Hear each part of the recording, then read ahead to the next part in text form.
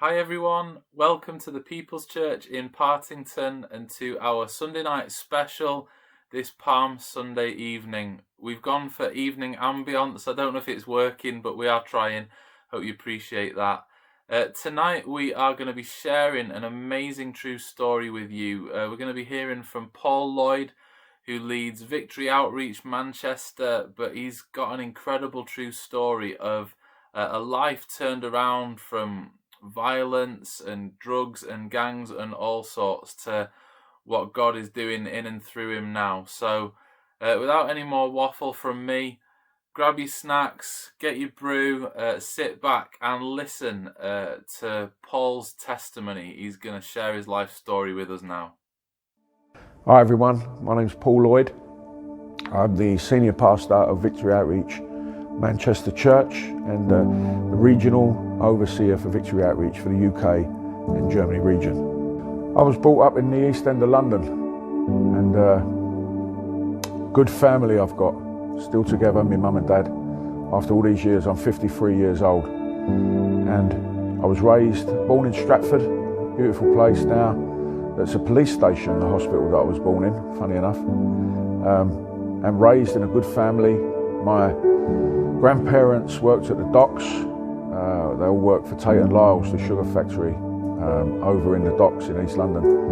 And I was raised as a West Ham supporter. My granddad was a die-hard West Ham supporter, season ticket holder.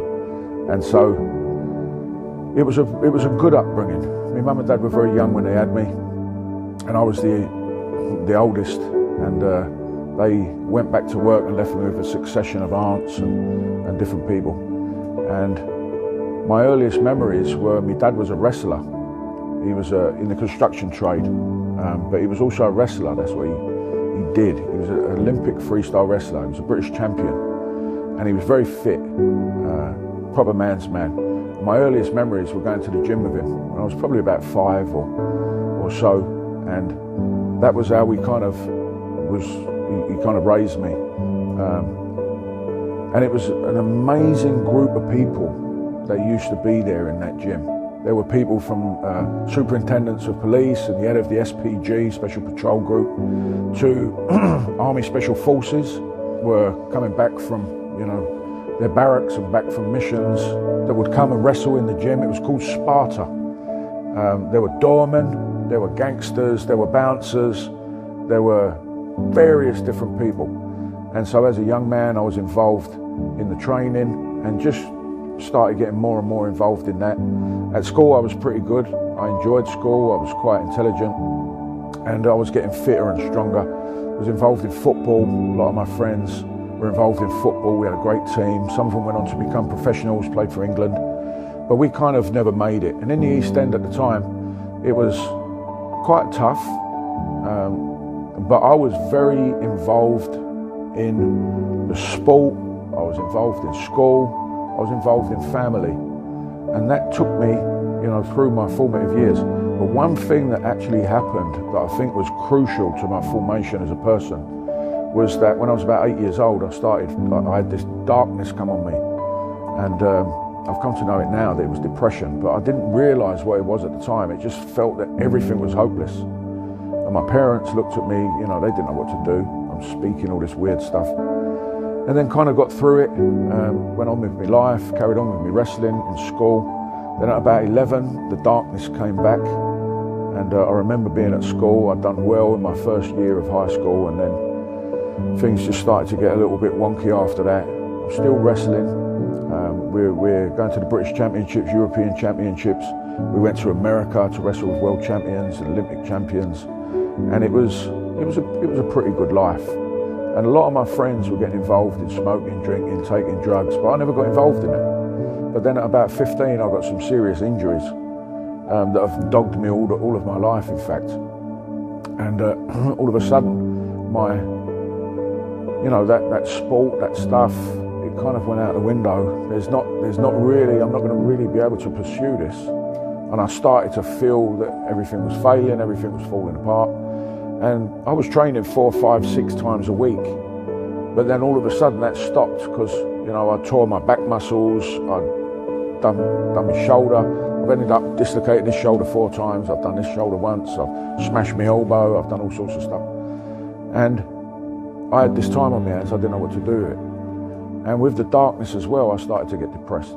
So I started to hang about on the streets with a lot of my friends, and we would just hang about at night, you know. And I'd always been a bit of a latchkey kid. You know, I had a key from when I was, 6 or whatever. My mum and dad were at work. I'd bring myself home from school and take myself in and feed myself and all that stuff.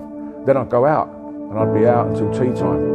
And then my mum would shout, it's tea time, and we all used to scatter and go home. But then now I'm 15, and life's starting to get a little bit darker. And I started to get involved with gangs on the streets that we were just friends. But we started getting involved with fights with other gangs, and where I was fit and strong, I was in the forefront of stuff. And then one day, one of my friends was smoking a joint, and he gave it to me. I didn't even smoke cigarettes. And he gave me this thing, and I thought, I'll just do it. And I smoked it, and the darkness went. It was like the darkness went. There was an exhilaration, there was a happiness, there was a peace, and I felt good. And so I started smoking cannabis. It became a recreational thing. And now, it started to become a little bit more of a thing. And then what we did, we decided as a group of friends, we decided that we weren't going to buy the drugs from the dealers, the older dealers anymore. We were going to circumvent them, and we were going to go to the suppliers. That's what we did. And we ended up getting involved in all sorts of wars with people as we started to supply drugs. That then went from cannabis, it went on into amphetamines, and fast forward now, I'm kind of been released from school, shall we say, and we're fast forwarding now. I'm 16, coming on 17, we're involved in gang fights. We used to carry knives, people used to get cut and stabbed. I've got friends with scars all over them. I've got scars in different places on my body, and we were involved in that, but it wasn't actually crime yet. It was crime, but it was disorganised crime, and we were involved in selling drugs, at increasing amounts. And then we started at the age of 17, then things really started to shift. We started taking amphetamines to the party places around Europe, to Marbella and Tenerife and Ibiza. We had all sorts of mad adventures. People were getting arrested and put in prison in different countries, and we helped people escape from prisons in different countries. It was starting to get a little bit more dark and a little bit heavier. And then at the age of 17, a friend of mine, we used to call him Didge, because he was an ugly little fella. He was in the army. A couple of my friends had joined the army. One of my friends, Conroy, a black guy, became British Army boxing champion. And then Didge joined up, and he was in Germany. He was getting bullied, and so he went AWOL. He just cut out from Germany, made his way back home, and he ended up coming and living with me. And he stayed with me where I was living while he was on the run. And one day he came in, and he had some powder that he was smoking on a foil, and he asked me if I wanted a bit, and I said, that's smack. I said, what's the matter with you? You're a junkie. You can't be doing that. What's the matter with you? And at the time, we progressed from amphetamines now to cocaine. We were selling cocaine, and I was taking a lot of cocaine in parties and clubs and stuff. We would go around London to all the party places. We would go abroad to all the party places. We were starting to do cocaine now, and I was personally taking about ½ ounce a week, and I was freebasing it, smoking it. I'd learned how to do that, and so people would bring me their coke for me to base up so that they could smoke it. And he said to me, I said to him, "You're a junkie. What are you doing?" And he said, "Well, you're a junkie." He said, "You're doing all that coke." He said, "You're paranoid." I was paranoid at the time. I was digi. And he said, if you take this, it will calm you down. And so I smoked a little bit of this heroin, and it made me sick, but then it was an even better feeling than the cannabis had been. And I was just in this bubble of nothingness, where there was no pain, no fear, no darkness, there was just nothing. And then from that point, Didge was involved in armed robberies, and we started getting involved in armed robberies, security vans, and we progressed through the criminal ranks then, until the point where in my early 20s, there's some real heavy stuff that's going on. We've got fake companies. We're doing long-firm frauds. We're transporting drugs to different countries, bringing them in. Ecstasy started coming in 1987. We were out in Ibiza, and the rave parties, the rave thing was starting out there, and we came back to London, and we started getting involved in rave parties down in South London and in East London, breaking into warehouses and putting on rave parties. And someone had tried to kill me when I was 17 as well. They tried to run me over in a pub car park, and so they hit me but didn't destroy me, so to speak. And so I decided to get out of town for a little bit and went to Amsterdam. And in Amsterdam we were selling drugs and just getting involved in what we did and made some contacts. And so we started getting ecstasy from Holland, and it was coming back into the country. And so there we were. I'm 20 years old now. I'm carrying a gun. We've got knives. We're selling ecstasy, cocaine. I'm taking heroin. Getting involved in different crimes. We'd gone from security vans to robbing articulated lorries, hijacking and robbing articulated lorries filled with computer parts, etc., etc. And so now things are very dark. And then the heroin was really starting to get a hold of me. And I went from chasing the dragon, which they call chasing the dragon, smoking it on the foil, to someone taught me how to inject. So then I started to inject the heroin, started to add cocaine to it, whatever. And then my criminal life went from, having lots of money, lots of designer clothes, going to clubs, 5 times a week, getting involved in parties, doing all of that stuff, still fit, still, working out, still tough, to all of a sudden getting more and more involved in the life of being an actual heroin addict. And heroin became my drug of need. It wasn't originally my drug of choice, it was my drug of need. And it started to overwhelm everything. And to the point where I started to get involved in selling heroin, and then there was a trajectory for the next several years of selling heroin. Heroin became the drug that I was more closely involved with. Started to work with different gangs in London, Turkish gangs predominantly, in East London and North London, and just started selling lots and lots of heroin. And with that came opportunities to do other things. We were working with some older gangs, some more established gangs, and your morality goes out the window. You just get numb. You just don't think about stuff anymore. You don't feel anymore, and you need money more and more. The more money you get, the more drugs you want to take, and just wasting lots and lots of money on different stuff, and ended up doing things that before you'd think were a little bit degrading, going into crack houses and slum dwellings and sharing needles with different people and doing all that stuff. And then we started taking on little bits of work for some of the other gangs in London to go and collect money for them, or go and do things to people to show them, who was the bosses and why they shouldn't be messing around. And that's about as much as I'll say about that. But it got very, very dark. We were involved in lots of stuff, and now I'm getting up to 26, 27 years old. I'm injecting heroin in my neck because I've got no veins left in my arms. I've got long hair. We've gone through the rave scene. Everyone in London used to have long hair. That was part of our badge, so to speak. And I had long hair. I had all sorts of scars. I had track marks all over my arms. I was sticking a needle in my neck, and carrying a gun, selling heroin, changing my phone every couple of weeks, changing my car every couple of weeks, and selling a lot of drugs. Personally, I was doing probably about £750,000 worth of heroin a year, and then I was part of a group that were doing a lot more in the East End of London. And so there I was, and I thought my life was going to end. I had a friend who was killed basically by a gang in Belmarsh prison in London, because he was a hitman and he had bodies on him and they wanted to get rid of him, but we were closely involved. And then another friend of mine hung himself just one day, just tied a dressing gown called to the doorknob, put it over, hung himself. Another mate OD'd. I had people get stabbed. There was always violence. And I couldn't get out of it. I didn't know how to get out of it.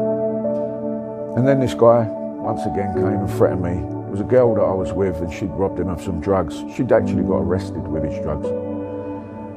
And he wanted the drugs back. He associated her with me. I didn't even know she was doing anything for him. He associated her with me. He said he was going to kill me if I didn't get his money back. So I'm not giving you your money back. Who are you anyway? You know what I mean? I don't even know who you are. Do you know who I am?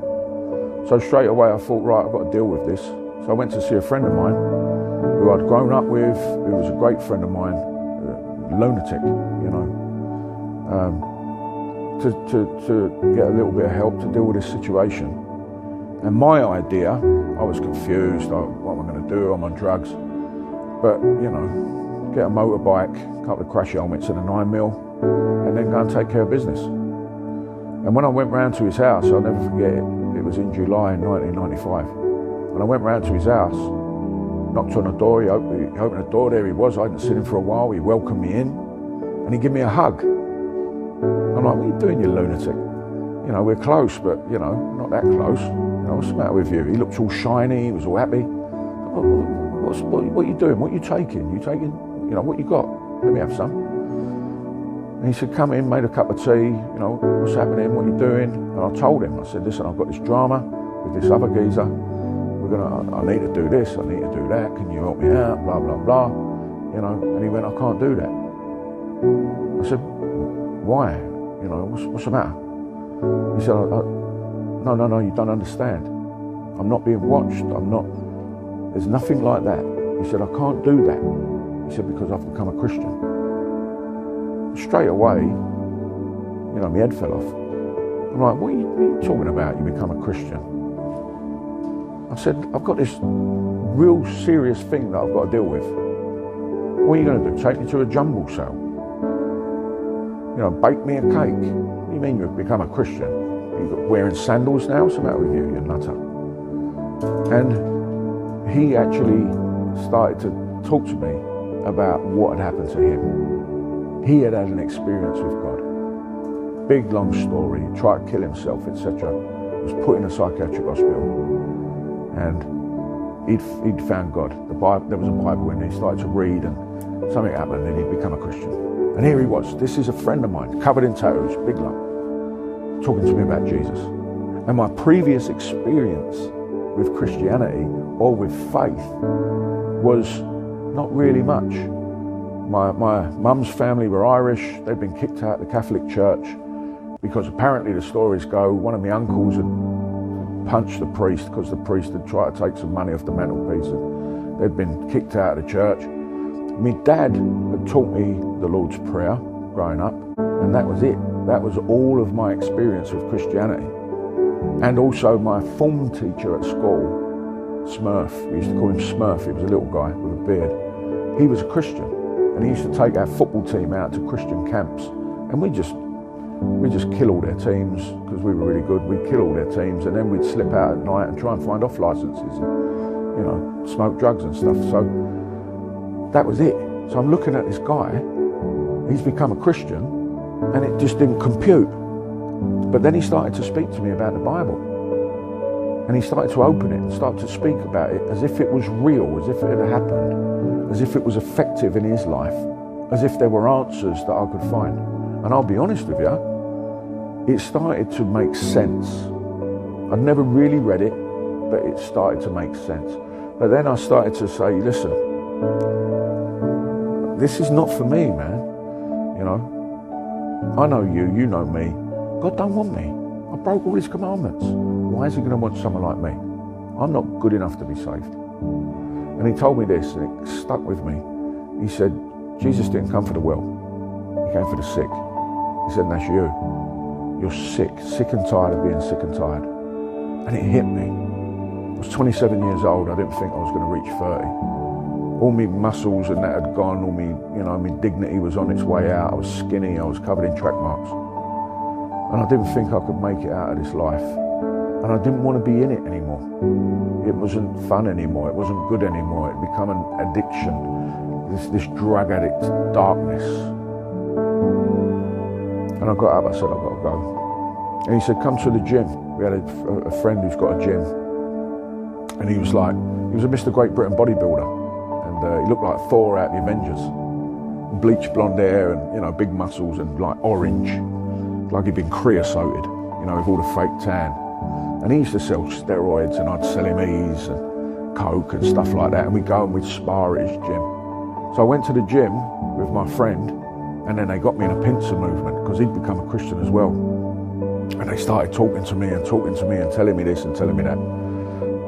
They said they'd been praying for one of their friends to become a Christian and here I was, it's a sign from God. And I was like, you're melting me head, I've got to go. So I got up to walk out and I said, I've got to go, man. I said, you're melting me head. And they said, listen, take this. It was a little prayer on a card. They said, take that, pray it. And I'm walking out, I said, nah. And one of them said, what have you got to lose? So I walked into the car park. It was a sweaty Wednesday night in July 1995. And I got into my car and it was just an old Ford Escort Estate, white one. Because I couldn't have cars because we kept getting stopped and the police were after us. And I sat in the car and that thing kept coming back, what have you got to lose? What have you got to lose? And I got the card and I looked at it and there was a prayer on it. And so I prayed it, I read it out, I prayed it. And nothing happened, absolutely nothing. And I just flung it, I flung the card away, I was like, But then I sat there, I'll never forget this. I sat there and I just prayed. I said, God, if you're real, and I believe you are, if you will forgive me for the things I've done, like they've said, that you'll forgive me. If you'll forgive me and you'll break my addiction, I said, I'll serve you forever. And I just started to cry. I didn't know what was going on because I never cried. Even now I struggle to cry. It was worse then. Now, my wife looks at me sometimes, have you got any emotion in you? I have to rub chili in my eyes to make it look like I've got emotion, But then it was worse. Then I was numb. I started to cry. And it felt weird, but it felt good. And I knew that my life was going to change. I was still a heroin addict, but I knew my life was going to change. And then I went away from that day, and things started to accelerate. And I found my way into a recovery home, Christian recovery home, that was run by a church called Victory Outreach. And I tried to get off drugs, and there's a story in that. There was a few months where I tried to get off drugs just on my own, just with me mates around me. Tried to go to different churches. I went to an African church, couldn't understand what they were doing. They were praying in tongues. I didn't know what tongues was. I thought my mate had just took me to an African church.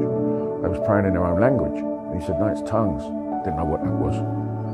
Went to another white middle class church. It was all lovely, but they couldn't deal with someone like me.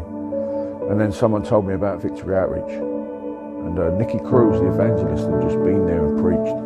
He told me a story. I tried to get into another Christian rehab, but there was a waiting list, I had to learn to juggle and, I had to learn to crochet or do whatever. It was so many hoops that I had to jump through. And then they took me to Victory Outreach. They said, yeah, we'll take you in right now. I was blown away. They said, you can come in right now. I said, this was a Thursday. It was in Holloway in North London. I said, right, I can't come in right now. I've got to go and take care of some business, but I'll come back tomorrow. So I went away, dealt with some business, paid some stuff, got some money, some people owed me, got some more heroin, and my last little blast. And then on that Friday night, I went to Victory Outreach, and their church service was on the highway in London, just down from Tower Bridge, by Tobacco Dock. And I remember having my last bit of heroin in the toilets of the petrol station that was just down the road. Walked up to the door, took my last cigarette, stubbed it out on the floor, and walked in to that place. And there were 18 men sitting in a section of the church, a couple of hundred people, 18 men that were part of what they call the home, the men's home. And I entered in, and I sat next to a mixed race guy who was a gangster from Peckham. and on the other side was an Irish gangster from Dublin. Then there was a little skinny junkie from Scotland, and then there was someone else from somewhere else. And that was my introduction to Victory Outreach and to real Christianity. In that place, I was there for 9 months. I went on a mission field when I was there to India. I went on missions to Dublin, to Edinburgh, to America, to various different places. And my life began to change from that point. When I came into the men's home, that was when my life began to really change, because there was true discipleship in there, and I was being taught, I was being trained. I had other people around me that were on the same sort of journey, but I was taught how practical the Bible was. You know, I learned to pray, I learned to fast. I used to fast. I learned to study the Bible, not just read it, but study it. It was all part of that program. It was all encompassing. And then going on the mission field, I became a missionary in India. I went out there, helped start a church. Then I came back and I was helping out in London in various different places. And then in 1999, I'd graduated from that program and I went to Israel in 1999 with a pastor from New York, and we started a Victory Outreach Church in Jerusalem. And I became the director of the men's home in Jerusalem. I had people coming in, Russian, Arabs, you know, Sabras, the native Israelis that had drug problems. And we were doing exactly the same thing as I'd seen happen over there in London. And then in 2000, when I came back from there, I was there for 9 months. Came back in 2000, and what an experience, you know. I used to give Bible studies to the men in the places that it was spoken of in the Bible, but actually in the places. I'd give a Bible study about the man at the pool of Bethesda, at the pool of Bethesda. I'd give a Bible study. Come on, let's go and pray. Where? At the upper room. I mean, what a trip. But there I was. I came back. I was full of God, full of fire.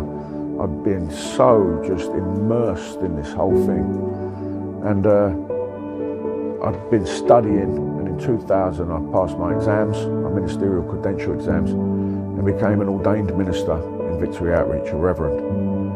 And then became an assistant pastor in the church, and I was kind of the evangelism overseer. So I would do the missions, go to different countries, different cities, street work, you know, working in the homes. I went back in and helped to run the home and train up directors to run men's homes. And then in 2002, I got married to my beautiful wife, Vicky. She'd just come through our women's program in London, and she'd been a heroin addict as well. We didn't know each other back in our BC days, before Christ, but she'd come through that program as well. And then the two of us got married in 2002. And then we wondered, what are we going to do? You know, what does God want us to do? We're fully immersed in God by now. And then in 2003, an opportunity opened up for us to go and take over a very, very small little work in Manchester, Victory Outreach. And so we were asked to do it. We came, we were installed as pastors of Victory Outreach Manchester on our first wedding anniversary. And there was just a handful of people there in a little gym in Manchester. And then from there, we just put our hands to the plough, so to speak. We started getting involved in the work of God, believing God. We had nothing, we had no money, we had no income. We just had a small group of people. And then we just begin to see God just move and just begin to grow the ministry. Fast forward all the way through to today, pre-COVID, you know, our church in Manchester, we're actually based in Salford, this part of Manchester. We were 500 plus adults, 100 kids, planted 5 churches in different cities, in here and in Europe, been involved in several other church plants as part of the team or the sending team, raised up people, seen people's lives change. I mean, thousands of people's lives change. Ex-drug addicts, ex-criminals, prostitutes, but also we've got about 40 nationalities in our church, multi-educational, multi-ethnic, multi-economic, very transformational. That's our emphasis, is on transformation that comes through the gospel.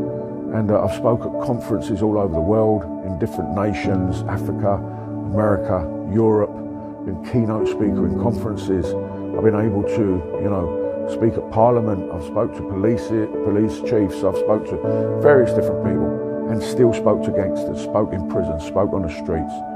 Part of the teams that I run now of discipleship with men, I've got ex-gangsters from all over the place, from Ireland, from Scotland, from Manchester, from various different places that have all had the same experience that I have. And now we work together. Some of them now are pastors. We've sent them out to pastor their own churches. And I'm just finishing my Masters, my MA in Theology at 53, and it's taken a little bit of time, being as I was kicked out of school when I was a kid. But, one day my wife's going to have to call me Master, at least once, when I finish that thing. And then I've just published a book called Leading Broken People that really encapsulates a lot of the techniques that I've learned, a lot of the lessons that I've learned in working with people from broken backgrounds over these last 25 years. And that's just a resource tool for people to be able to not have to make the same mistakes, but to learn the lessons from the mistakes that I've made. So that's a resource tool that's available on every format right now, Kindle and Amazon and iBooks and different things. And so now we've come through COVID, and what's the future hold? Well, I believe that the future is good. I believe it's different. I believe we have to be flexible, but blessed are the flexible, for they shall not be bent out of shape. And so the future now is about pressing in to God, letting him be who he wants to be, and then seeing lives change and people get saved. That's what we're all about. Reaching out to hurting people, seeing them be transformed, and helping them to learn about Jesus Christ so that they can become everything they were created to become, and then they can go back and they can help other people do the same thing. That's God's plan A, and that's what we're a part of.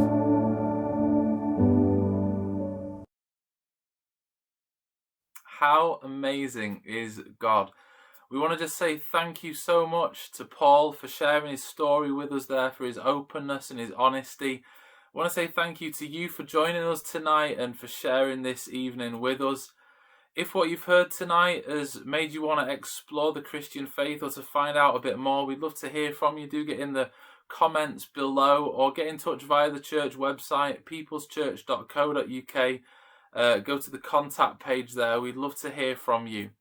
We've got a few things coming up in the coming weeks that may be of interest to you as well.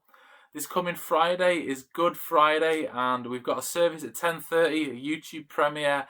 We're going to be exploring the pain of the cross and where is God in the middle of that pain. Where's God in the middle of the pain that we may be experiencing in life right now? We're going to be looking at that on Good Friday. We'd love you to join us for that. Easter Saturday, we're partnering with a few of the other local churches for a socially distanced Easter trail. You can find out more at the church website. And Easter Sunday, we're going to be gathering in person Easter Sunday afternoon to celebrate the resurrection and the new life that we have in Jesus. After Easter, we're going to be starting an online Alpha course Monday the 19th of April. And as I've said, if what you've heard this evening has made you want to find out more about the Christian faith, Alpha is a relaxed and informal and a safe space to do that. We look at topics such as who is Jesus, why did he die, how can we be sure, how does God guide us, how and why should I pray, how can we resist evil, all sorts of stuff that is so needed in the world right now. So if you want to join us for Alpha in a couple of weeks' time, again, do get in touch with us in the comments or get in touch via the website. Thanks so much for joining us tonight. Enjoy the rest of your Sunday evening, and hopefully we'll see you soon. God bless. Take care.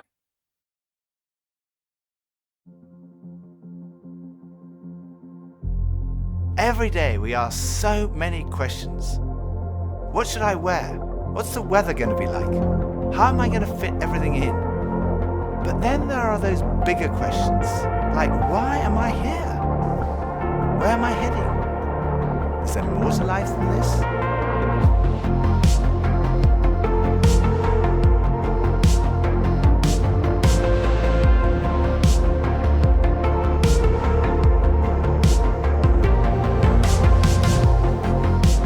I had arrived at an answer to the most important issue that we humans ever deal with. Is there a God? And I had arrived there without ever really looking at the evidence. And I was supposed to be a scientist.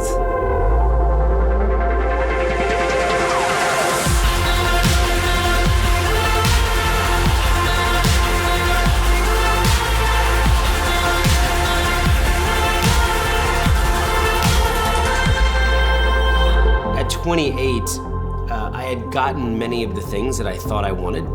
My girlfriend was on the cover of magazines, I had a Beamer, and I was so unhappy. It was a realization maybe that I would never find happiness where I was looking for it.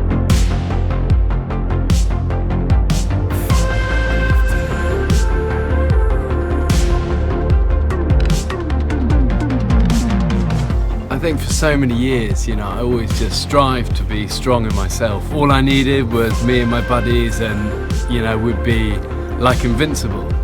But the truth is, none of us are.